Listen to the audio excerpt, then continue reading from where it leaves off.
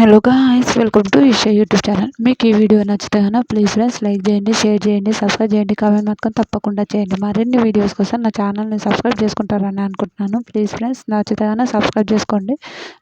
ఇంకా మంచి మంచి వీడియోస్ పెడతాను. ఇంకొక 10 days ఉంది బిగ్ బాస్. ఆ 10 days వరకు నాకు మినిమం ఒక 500 సబ్స్క్రైబర్స్ అయినా రావాలని నా కోరిక. ప్లీజ్ ఇంకా ఇమాన్యుయల్, సంజన, మన తనుజ, వీళ్ళిద్దరు పంచాయతీలో ఎవరు కరెక్ట్ ఎవరు తప్పు అని అడుగుతారు కదా మన తనుజని, సారీ ఇమ్ముని. అయితే నేను మా అమ్మకి చెప్పిన సార్, నేను అప్పుడే మా అమ్మ ఇట్లా వస్తే ఇప్పుడు డిమాండ్ మీదకి వస్తే వాళ్ళు వస్తారు డిమాండ్ మీదకి వస్తే ఇలా అవుతుంది అని చెప్పిన. నేను ఆల్రెడీ నేను చెప్తే కూడా వాళ్ళు వినలేదు. వాళ్ళు వినకుండా వచ్చి మా మమ్మ వినలేదు సార్, మా మమ్మ వినకుండా వచ్చి ఇలానే చేసింది.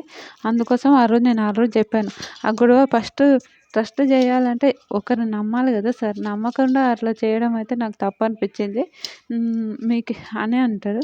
నిజంగా సూపర్ ఉంటుంది. ఆ రోజు ఆల్రెడీ నేను చెప్పాను సార్, చెప్తే వినలేదు, ఆవిడ వినలేదు ఆల్రెడీ అని చెప్తారు. అప్పుడు తన నుంచి కూడా అట్లా అంటుంది. వీళ్ళిద్దరికి అట్లా చెప్తాడు. అప్పుడు సుమనన్న అంటున్నా, తనుజ ఇంకా తనుజ మాట ఇచ్చింది సార్ అని సంజన గారు అంటుంది. నాకు మాట ఇచ్చింది ఆల్రెడీ, ఫస్ట్ 0 వచ్చినాయి, నేను ఆవిడని తీయొద్దని మాట ఇచ్చినప్పుడు ఆ మాట నిలబెట్టుకోవచ్చు కదా సార్ తనుజ అని మాట్లాడుతుంది. కరెక్టే, కానీ తనుజ మాట నిలబెట్టుకొని మాట్లాడుతుంది. కానీ ఆ మాటకు నాకు వాల్యూ అంటే నువ్వు మాట మార్చినట్టు ఆ మాట మార్చిందని సార్ అంటాడు. సూపర్ అనిపించింది. మీకు ఎంతమందికి అనిపించిందో ప్లీజ్ కామెంట్ చేయండి. బాయ్.